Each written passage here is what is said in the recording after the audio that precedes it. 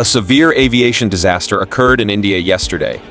A Boeing 787 jet carrying 230 passengers and 12 crew members to London crashed during takeoff from Ahmedabad airport. This incident has several notable aspects.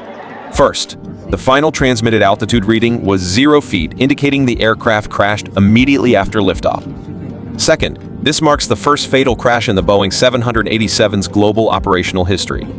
Third, the aircraft plunged into a densely populated residential zone after crashing, striking dormitory buildings at a medical college.